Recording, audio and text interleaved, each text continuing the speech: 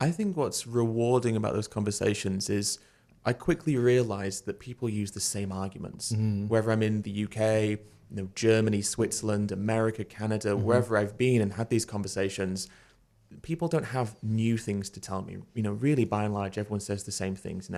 It's a food chain, it's a personal choice. I like how meat tastes. And that fills me with a lot of confidence because I recognize that most people are just unconscious. We're engaged in some sort of autopilot where we're doing this thing unconsciously and we don't really have any excuses. We're just regurgitating the excuses that we've seen people use online, and we've never really critically reflected on the veracity of those excuses.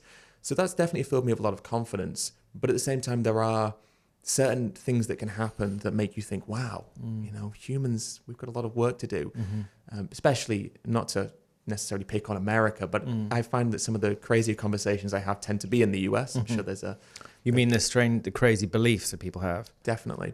There's a lot more kind of political opinion there about veganism. I think it's a little bit more politically divisive there. I think that there's a religious argument there that we don't necessarily find in more secular areas of the world, like here in the UK.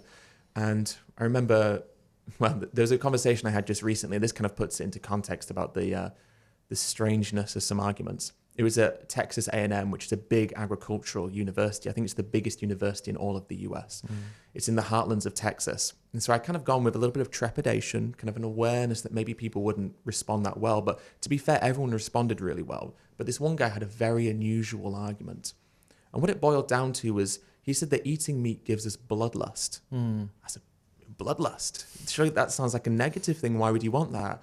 And he was like, well, we need a little bit of bloodlust so that we can be competitive and so that we can, make sure that we don't lose our standing as humans. Wow. And then we kept going a little bit further and further. And he said to me, no offense, no disrespect. And I said, no, that's fine. Whatever you want to say, just say it. And he said, if the US went vegan, we would become weak. Wow. And then we would be more vulnerable to our enemies, like China. And I was like, so just to clarify, the reason that we should eat meat in America is because if we don't, America will be overrun by communist invasion. And he was like, yeah, pretty much. And I was like, that is potentially the strangest argument I've ever heard in my life. Wow. Right? So there is definitely a strangeness to some people's reasoning.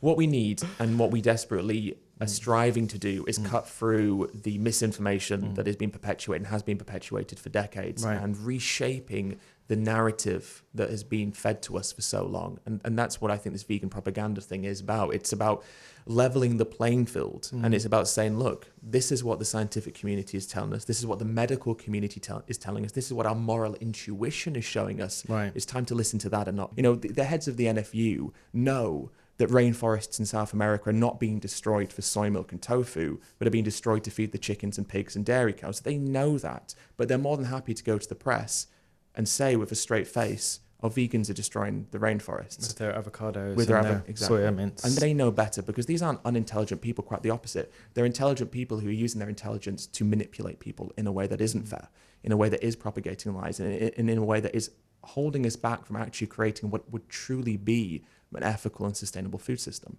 One of the ways the meat industry or the various animal product industries prop up ailing consumer confidence in animal farming are things like red tractor. You talk about it in chapter 3.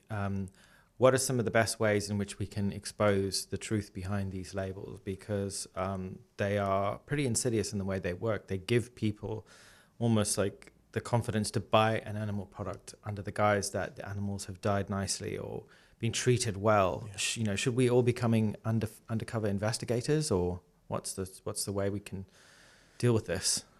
We just have to recognize what's there in front of us. When you do a little bit of digging into the red tractor scheme, you realize that it's not worth the ink it's printed with. It is a truly disgraceful scheme that was set up by the animal farming industries. It's owned by the NFU, by Dairy UK. So the very people it's supposed to be holding accountable are the people who own it. And if you look at the board of directors, one of the board of directors is also a CEO of one of the most powerful meat lobby groups in the UK. Wow. Another one is also the agricultural director of Avara Foods, who are the biggest producers of poultry meat in the UK. And so these are the people who are creating the guidelines, who are on the board of directors for the red tractor scheme, which is supposed to reassure us that animals are treated with kindness and compassion, yet they're also the people who are making, billions, as an industry off of the exploitation of animals. There was an investigation done by the Times which showed that fewer than 0.08% of audits were unannounced.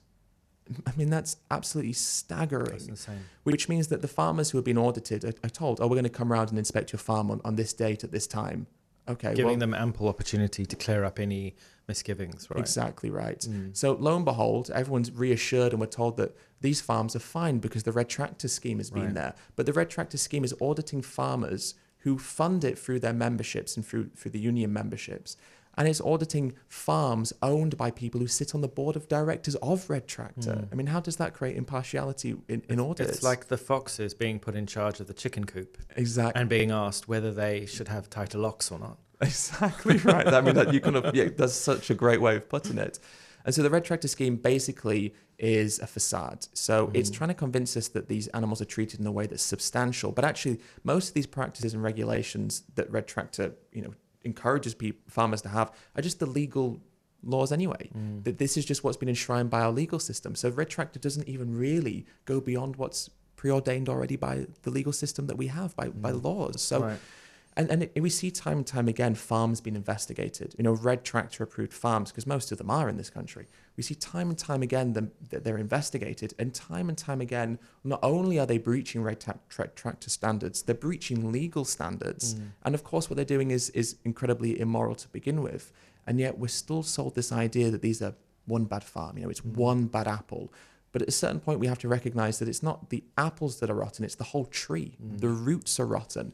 And the only way to stop it is to pull up the roots and start again. And that's what we have to do. Not think that these labels mean anything, because they don't. We have to understand that, objectively speaking, outside of the legal system, there's no right way to do the wrong thing. We look at gas chambers, for example. Gas chambers are, seen as this humane method of killing animals. Well, back in 2003, the UK government's own Animal Welfare Committee said that gas chambers should be phased out nearly 20 years ago. Wow. But now we kill nearly 9 out of 10 pigs in a gas chamber. The majority of birds are killed in gas chambers. 20 years ago nearly, we were told that they should be phased out on welfare grounds, but they've just been created more and more, and we're told that these are humane. For those who don't know what a gas chamber is, because obviously it might convey images of people in gas chambers, what actually is a gas chamber in the context of animal agriculture? Well, we have pig gas chambers and we have poultry gas chambers. And so with birds, they're normally taken straight from the trucks in the kind of crates they're transported in and put into these big kind of, it's just like a big thing, like a chamber that is filled with carbon dioxide. With pigs, they're loaded into kind of like metal gondolas, which are lowered into this pit, again, filled with CO2. And in the UK, the kind of mix of the CO2 is normally over 80%. Which is highly aversive, causes not only the panic of suffocation, but causes an aversive, painful reaction with the acidification of moisture with these pigs. So they're enduring a painful experience whilst also suffocating, and the panic and fear that comes along with that. And so, they're just these big pits that pigs are lowered into, 2 or 3 pigs at a time, filled with CO2 that obviously causes them to suffocate to death whilst also experiencing pain. And it's a similar thing for chickens. So they are just absolutely, obviously terrible. I mean, how we could ever say that these things are humane just shows how, I suppose, detached we are from what we do to animals. Because the word humane means having or showing compassion or benevolence. If we call someone a humane person, needlessly killing someone else is the last thing that person would be doing, because being humane means being compassionate. Right. But how is putting an animal in a gas chamber, how is cutting their throat compassionate or kind? It's the opposite of these things. And yet we're consistently sold this lie that what we do to animals is this very, mutual experience where the animals are happy and have this wonderful life, and then they die consensually and peacefully. And nothing could be further from the truth than that. That leads me on to my next question, which was very simply, can there ever be such a thing as a happy farm animal? No. I mean, obviously some animals raised in farms will have experiences that might be, okay for them, such as grazing cattle. Pasture-raised animals may, have a significant portion of their life where they're doing things that they would like to do. But this happiness is a state.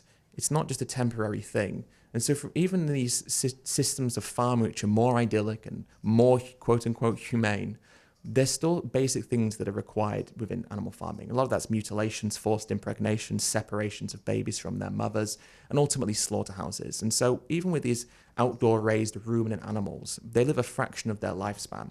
and then they're killed in a slaughterhouse. There's no happiness in exploitation. And if we really want to prioritize the happiness of animals, then we need to act in their best interests, which we don't. We act in the best interests of us, the consumers, but also the farmers who want to profit from these animals. And so whilst our intentions are to exploit and profit from the bodies of someone else, we're not facilitating true happiness for these animals, even in systems that we may perceive to be more beneficial than, of course, the factory farming systems that we all recognize are truly despicable.